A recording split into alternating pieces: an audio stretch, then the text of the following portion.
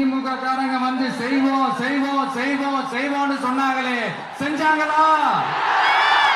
அவர் நாகப்பட்டினம் குறித்து வைத்த அத்தனை கேள்விகளுக்கும் நம்மிடம் பதில் இருக்கிறது. ஏற்கனவே அரசு அதை தெளிவுபடுத்தி இருக்கிறது. கடந்த 4.5 ஆண்டு காலத்தில் நாகப்பட்டினத்தினுடைய பல்வேறு கோரிக்கைகள் நிறைவேற்றப்பட்டிருக்கின்றன. குறிப்பாக அவர் மீன்பிடி துறைமுகம் அமைக்கப்படவில்லை, கடல் அரிப்பு தடுப்புச்சுவர் அமைக்கப்படவில்லை என்கிற ஒரு குற்றச்சாட்டை வைத்திருக்கிறார்.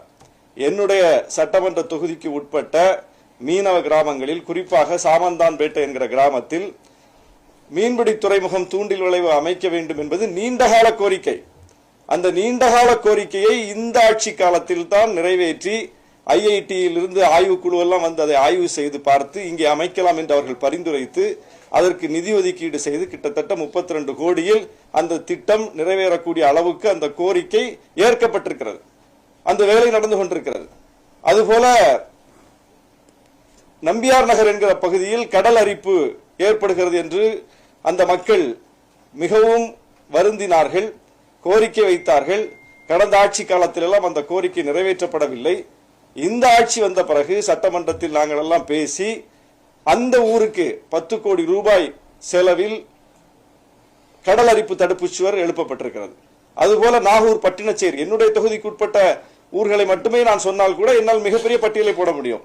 நாகூர் பட்டினச்சேரியில் கடல் அரிப்பு தடுப்பு சுவர் செய்யப்பட்டிருக்கிறது. அதுபோல நம்பியார் நகர் கிராமத்தில் புயல் பாதுகாப்பு மையம் 6 கோடி ரூபாய் செலவில் அந்த மையம் எழுப்பப்பட்டிருக்கிறது. மீனவ மக்களை பாதுகாக்கக்கூடிய, புயல் வந்தால் அந்த பாதிப்பிலிருந்து மக்களை காக்கக்கூடிய புயல் பாதுகாப்பு மையம் கட்டப்பட்டிருக்கிறது. இப்படி மீனவ மக்கள் சார்ந்தே என்னுடைய தொகுதிக்கு பக்கத்தில் இருக்கக்கூடிய கீழ்வேலூர் தொகுதிக்கு உட்பட்ட அக்கரப்பேட்டை மிகப்பெரிய மீனவ மக்கள் வாழக்கூடிய பகுதி. அங்கே 100 கோடிக்கு மேல் செலவில் ஒரு மிகப்பெரிய மீன் இறங்குதளம், மீன் பதப்படுத்தும் நிலையம் எல்லாம் அமைக்கப்பட்டிருக்கிறது. வேளாங்கண்ணியில் அமைக்கப்பட்டிருக்கிறது. அதுபோல சுற்றுலா மேம்பாடு, சுற்றுலா மேம்பாட்டில் என்னுடைய தொகுதியில் நாகூர் சில்லடி கடற்கரையில் கிட்டத்தட்ட 6 கோடி ரூபாய் செலவில் ஒரு நெய்தல் பூங்கா, 2.5 கோடி ரூபாய் மதிப்பீட்டில் இன்னொரு பூங்கா, அது இசைமுரசு நாகூர் அணிபாவுடைய 100ஆண்டை முன்னிட்டு அந்த பூங்காவுக்கு தான் நம்முடைய முதலமைச்சர் அவருடைய பெயரை சூட்டி இருக்கிறார். அது விரைவில் திறக்கப்பட இருக்கிறது. பல்வேறு கட்ட பணிகள் சுற்றுலாவுக்கான மேம்பாட்டுக்காக, மீனவர் நலனுக்காக, அதுபோல உள்கட்டமைப்பு மேம்பாடு. நாங்க இந்த ஆட்சி அமைவதற்கு முன்னால் தேர்தலை சந்திக்கும் போது நாகப்பட்டினத்தில் அக்கரைப்பேட்டை மேம்பாலம், நாகப்பட்டினத்தை அக்கரைப்பேட்டை இணைக்கக்கூடிய மேம்பாலம் அந்த இடத்துல தொங்கிக்கிட்டு இருந்தது. அந்த ரயில்வே டிராக்கு மேல மட்டும் கட்டி வச்சிருந்தாங்க. அதை இந்த பக்கமும் இணைக்கல, அந்த பக்கமும் இணைக்கல. ஏன்னா அதுக்கு நிலம் கையகப்படுத்தணும்,